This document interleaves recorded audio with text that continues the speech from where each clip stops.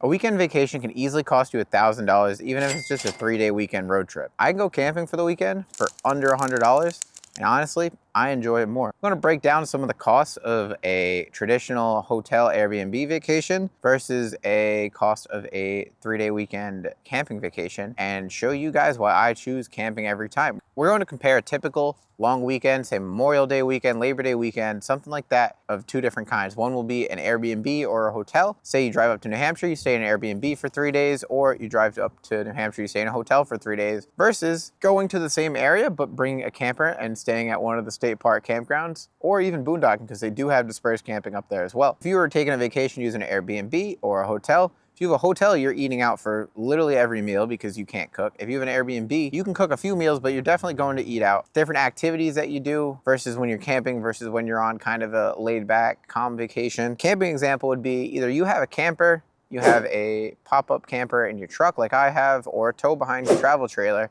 or just tent camping for the weekend. These are all things that I've done, all things that I still enjoy to this day. Even with my camping setups, I still stay in a tent at least once a year. Basic food that you're gonna be cooking yourself, and outdoor activities, which usually when I'm camping, we're doing free outdoor activities. So for an Airbnb, it can cost anywhere from $150 to $300 a night. Also for a hotel, $300 if you're staying for 2 nights, or $900 if you're staying for 3 nights. And that doesn't include a cleaning fee as well, which can also add on to that if you're staying at an Airbnb.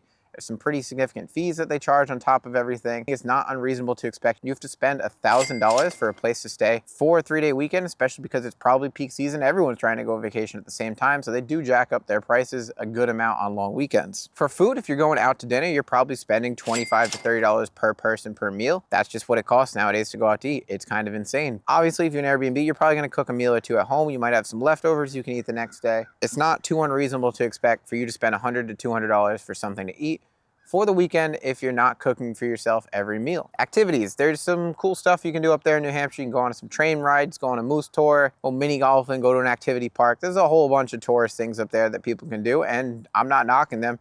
They're pretty fun, I've done them. It adds up. That can be anywhere from $50 to $200 for the course of the trip of just things and activities that you're going to be doing. And then not to mention gas and travel. For this example, I'm kind of using a weekend road trip where you drive about 3 hours. So in your average 30 mpg car, that's anywhere from $40 to $60 in gas, probably about that. If you drive a truck, it's a little more, but say about $40 to $60 in gas to get up there and back and drive around while you're up there. If you have to take a flight to get where you're going, that's going to raise your price quite a bit. So that totals up to, on the lower end, $600 to $1,500 on the higher end just for one weekend. And there's literally no limit to the upside of what you can spend on vacation for a weekend. I'm a cheap guy, I'm not made of money, so I try to be cost effective when it comes to vacations. If you're a big baller, you buy a luxury house, get a luxury house for the weekend, rent a Lamborghini. I don't know why you do that in New Hampshire, but it'd be cool. You can have literally unlimited upside, but the average 3-day weekend trip probably costs around $600 to $1,500, which I think is actually probably on the lower end. It could probably cost more than that, especially if you bring a family and kids and stuff like that. It can be quite a bit more. That's just for a normal trip. That's nothing crazy. That's the average trip, going up there, going out to eat a couple times and doing a couple activities, and that's literally it. So that's probably on the lower end of what you'd spend on a 3-day weekend trip.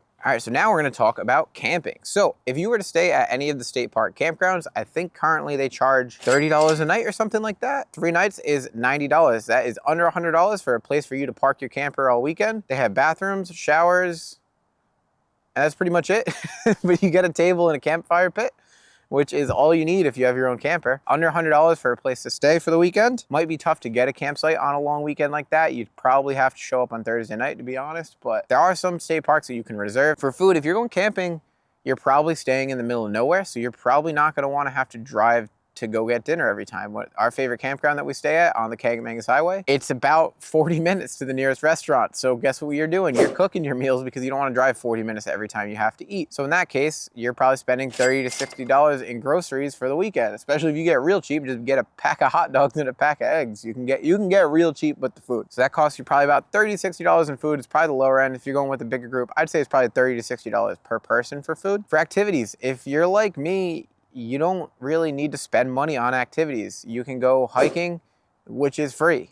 You can go to a lot of the places where you can go swim in a lake or a river. That's also free. Most of the good places are actually free. It doesn't cost you anything. You go sightseeing for the day, that's free. We usually bring spike ball. We play it in the campground. That's free. If you're going camping, a lot of times you don't have to spend any money on activities. A lot of the campgrounds have a river, a place where you can go swimming right in them. And also the activities, I like to bring my dog when I travel. Airbnbs and hotels, a lot of them are dog friendly, but a lot of the activities you do, you kind of just leave your dog at home. When I go camping, we bring our dog to all of our swimming spots. We bring our dog on our hikes, even though she pulls like crazy. We got to work on that. It's a lot more dog friendly to go camping than it is to be staying in town and kind of doing the tourist trap activities. If you're bringing a car and camping in a tent, then you're probably not spending any more money on fuel. But if you have a truck and you're towing a camper, that basically doubles your fuel cost, because I get under 10 miles a gallon when I'm towing a trailer. So that is one area where it may be more expensive. I can do 5 to 10 camping trips for the cost of one. I hear sirens. Hopefully you guys can't hear them.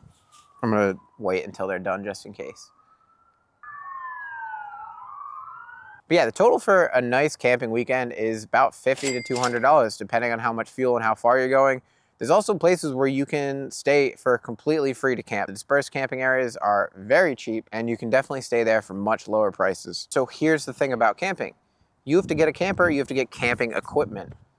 That changes things. That's a little bit of an upfront cost. When you go to a hotel Airbnb, you just pay for the place and they have everything there ready for you. It's not that bad. You can start at the lower end, which is literally a tent, a sleeping bag, and an air mattress. And if you go super budget, you can get all three of those things for under $100. Obviously, in that case, you're roughing it a little bit. It's an option. If you really just want to get out there and camp, you can do it for very cheap. And that goes all the way up to, you can buy hundreds of $1,000s in campers. Obviously, if you're watching this video, you're probably not doing that, because I like to think that really rich Mr. Moneybags people don't watch YouTube, or maybe they do, or maybe they make YouTube videos trying to tell you how to make millions of dollars, but I don't really know. I don't know what I'm talking about. I'm just rambling. You can get a $100 camping setup easily. Get a tent, air mattress, sleeping bag, maybe even a cooler. Go to Walmart, get a cheap Igloo cooler. You can do it super low budget. There is a low barrier of entry, and that goes all the way up to buying a $5,000 used travel trailer, buying a $15,000 brand new travel trailer, buying a $6,500 outside campers pop-up cap on your truck, just in case you're wondering, you can hit me up. Or you can buy a really expensive pop-up camper that costs you $10,000. The sky's the limit for setup costs. You don't need to spend it all at once. You can start building a setup piece by piece. If you already have a truck, you can buy just a fiberglass camper shell and just set up an air mattress in there. That's what I did for years. And you can camp in a super budget way and have these cheap, easily attainable weekend getaways. After a few trips of camping, because you're choosing to camp as opposed to spending money renting a place, especially how much it costs nowadays, you're already saving money. And once you get used to it, you can have weekend getaways without feeling guilty about it. If you go out, you impulse buy, you're like me, you're on vacation, you're living it up. You don't really want to be a stickler for money when you're on vacation. You want to enjoy it. So you kind of spend a little bit more than you should, which is, you're still supposed to enjoy your vacations. And also just going out to eat. You can buy one beer that's $8, especially if you buy a craft beer at one of those hipster restaurants. Charge you like $9 for one beer. I go out, I get an 18-pack of Kona Big Waves, my favorite beer, for about, I think it's $23, which is kind of more on the expensive side for beer, but it's good. And I buy it, and it's still significantly cheaper than going out to dinner and buying beer there. If you're going camping, you just fill your cooler with beer. And that's it. That's what you got for the weekend. And the most important thing, camping feels better. I feel much better after a weekend of camping versus a weekend at an Airbnb. First of all, I feel less guilty because I didn't spend boatloads of money on something I'll never get back. And second of all, because nature makes me feel better than just being around a bunch of people in tourist destinations. I like camping because it gets away from people and it gives me time to decompress. Nothing makes me feel better than sitting around a campfire with no cell phone signal, just cooking something stupid on the fire and drinking a beer and listening to Johnny Cash. I don't get that feeling on other types of vacations. There's still benefits to other types of vacations. They're fun in their own different way, but I don't have the same kind of mental reset when I go on a vacation versus when I go camping. Now that I have my camper and my truck camper, which will be set up soon, to be able to do long off-grid camps, I don't need to be anywhere. I don't need to be tied up to anything. I can just find a nice place in the woods that'll fit my setup and live there until I'm sick of living there, until I have to go back to work. That's actually the real deciding factor when I'm done camping. With the outside camper's cap, I can go camping, and with my travel trailer and the off-grid setup, I can go camping basically perpetually off-grid.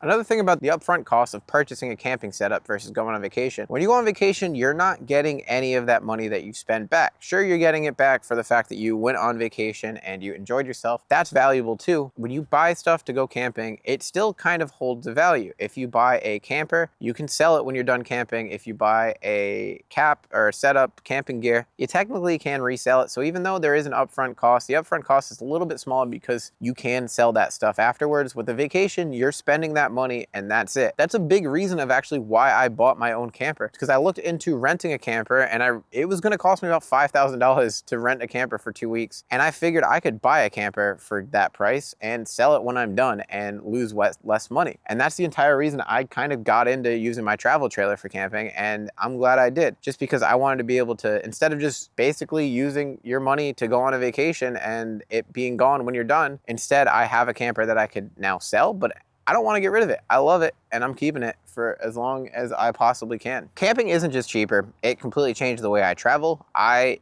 much prefer to camp. That's my favorite way of traveling.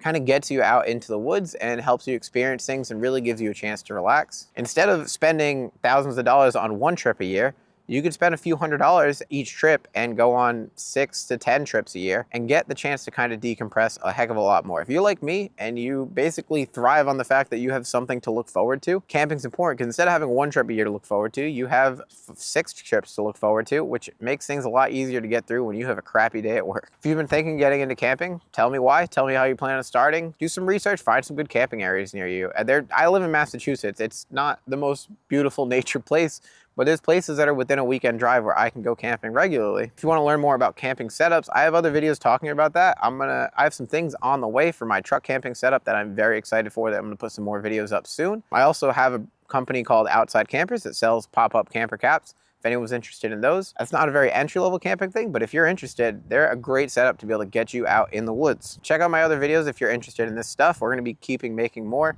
and I'm really excited for the upgrades I have coming for my truck. The spring is starting to sprung. We're outside and it's not absolutely freezing. It's a little wet and muddy and gross, but we're outside and it's not cold. I'm excited for the weather to finally break here. Thank you everyone for watching. Hopefully you enjoyed this video. If you subscribe, it makes me smile. Yeah, I hope everybody has a wonderful rest of their day, and I hope I see you on the next one. Thank you.